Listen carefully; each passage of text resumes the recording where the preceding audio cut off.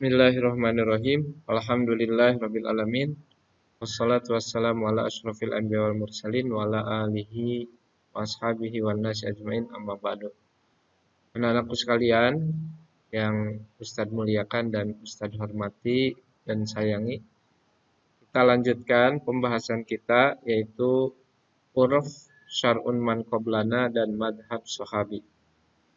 Ketiga sumber hukum ini sebagai sebelumnya adalah masih dalam perdebatan, tetapi huruf ini yaitu sesuatu yang menjadi adat kebiasaan. Huruf ini artinya adat kebiasaan. Ini dilihat dari pengertian menurut bahasa dan istilah, kemudian macam-macam huruf, ada sifat dan wujud, kemudian ada kehujahan. Ada yang huruf ini betul dan rusak ataupun tidak boleh. Nah, kemudian menurut pengertiannya, huruf artinya adalah adat kebiasaan. Adapun secara istilah atau syara, menurut Syekh Wahbah Juhaili menyebutkan huruf ialah apa yang dijadikan sandaran oleh manusia dan mereka berpijak kepada ketentuan huruf tersebut, baik yang berhubungan dengan perbuatan yang mereka lakukan maupun terkait dengan ucapan yang dipakai secara khusus. Jadi huruf ini hal-hal yang biasa kita lakukan, belum ada dalil ataupun sudah ada dalil, tetapi hal tersebut merupakan kebijakan lokal atau kearifan lokal kalau menurut sekarang. Misalnya adat-adat yang ada pada masyarakat, misalnya hal-hal yang dianggap baru di dalam agama, apakah itu boleh atau tidak? Nah, ini dinamakan uruf kebiasaan. Contoh misalnya kita sering melihat happy birthday ya, ataupun hari ulang tahun. Nah, dari sifat, sifatnya huruf ini bisa dibedakan menjadi dua macam. Yang pertama sifatnya yaitu huruf amali, kemudian huruf qauli.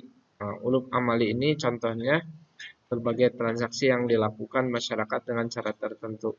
Misalnya kita sekarang kalau ke koperasi, kita beli misalnya kehu, bala-bala, ataupun lepet.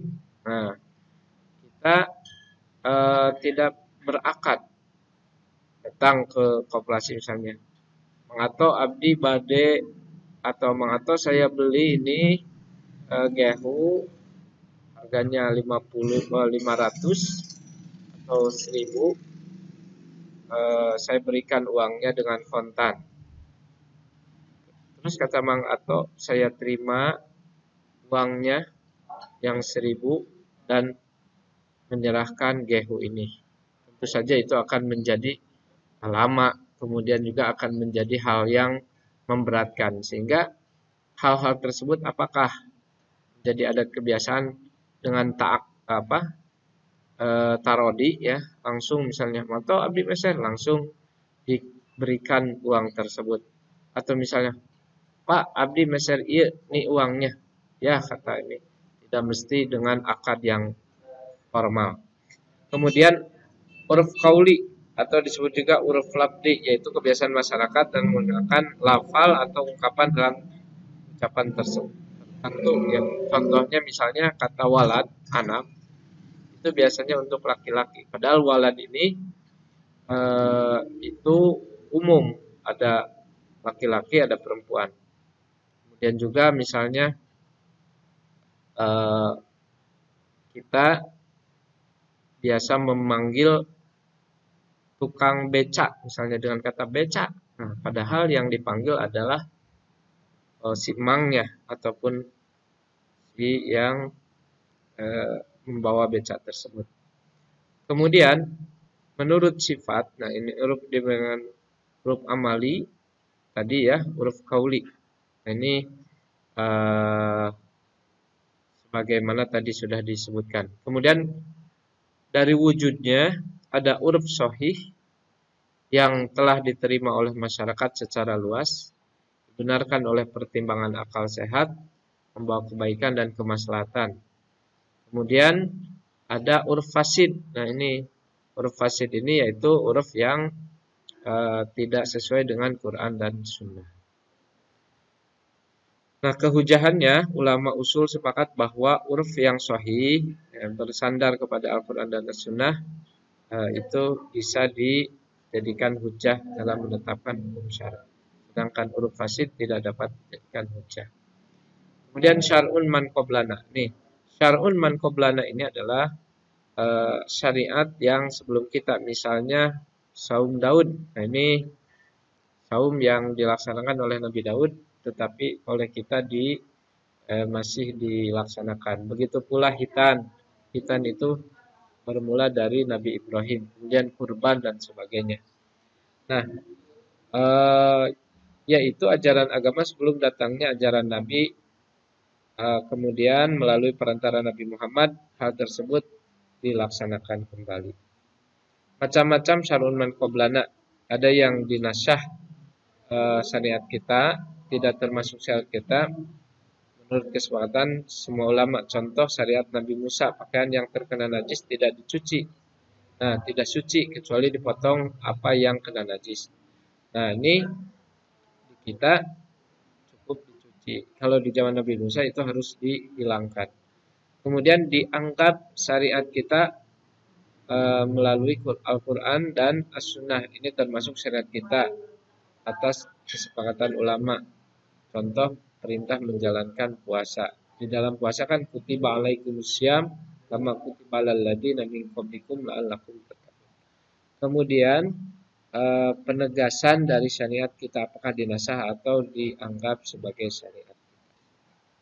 Kehujahannya para ulama berpendapat syar'un man qoblana ini sebagaimana yang dikutip oleh Imam Abu Hanifah, Imam Malik, Imam Syafi'i dan Imam Ahmad menyatakan bahwa hukum-hukum yang disebut dalam Al-Quran dan As-Sunnah meskipun objeknya tidak untuk Nabi Muhammad, selama tidak ada penjelasan nasahnya, apa itu nasah?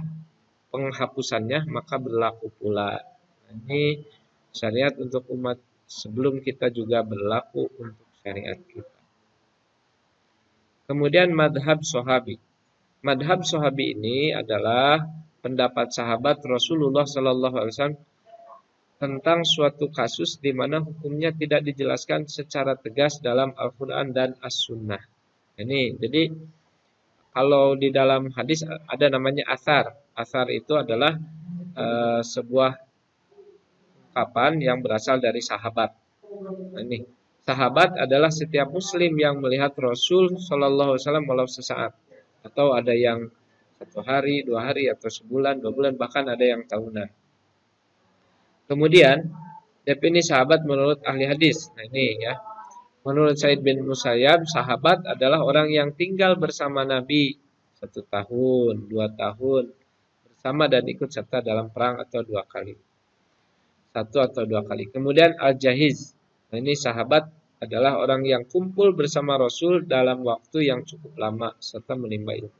Dan Ibnu Jabir, sahabat adalah setiap muslim yang bertemu Rasulullah SAW, beriman kepadanya dan meninggal dalam keadaan Islam. Contoh Umar bin Khattab, Abdullah bin Mas'ud, Zaid bin Sabit, Abdullah bin Umar.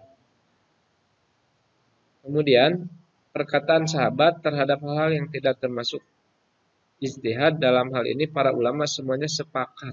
Ya, jadi sesuai dengan Al-Quran dan As-Sunnah tentu saja. Maka para ulama sepakat. Ya. Jadi perkataan sahabat yang disepakati oleh sahabat yang lain dalam hal ini bisa juga dikategorikan ijma. Ya. Kemudian macam-macam madhab sahabi. Macam-macam madhab sahabi ini ada yang termasuk ijtihad dan yang tidak termasuk objek ijtihad. Contohnya perkataan Ali bahwa jumlah mahar yang terkecil adalah 10 dirham. Nah, ini bukan ijtihad, tetapi ini Ali menganalogikan kepada perkataan Nabi. Ketika ada orang yang mau menikah, maka harus mengambil atau membawa cincin dari besi, walaupun besi gitu ya. Perkataan sahabat yang disepakati oleh sahabat yang lain dalam hal ini, perkataan sahabat adalah hujjah karena termasuk dalam kategori ijma. Jadi ijma itu kumpulan ataupun kesepakatan para ulama pada zamannya setelah Nabi wafat. Nah, ini juga termasuk ijma. Kemudian perkataan sahabat yang tersebar di antara para sahabat yang lainnya dan tidak diketahui ada sahabat yang mengingkarinya atau menolaknya. Ini bisa juga dikategorikan ijma sukuti. Kehujahannya bahwa madhab sahabi ini dapat menjadi hujah berasal dari Imam Malik, Abu Bakar Ar-Razi, kemudian Abu Hanifah. Begitu juga Imam Syafi'i dalam qaul qadimnya. Yang kedua, bahwa madhab sahabat ini secara mutlak tidak dapat menjadi hujah dasar hukum. Ini menurut Imam Asy'ariyah dan Mu'tazilah. Imam Syafi'i dalam qaul jadidnya atau qaul baru. Nah, ini itu yang Ustadz bisa sampaikan dari 3 materi, yaitu uruf, kemudian syar'un man qablana, dan madhab sahabi. Qul qouli hadza wastaghfirullah li wa lakum.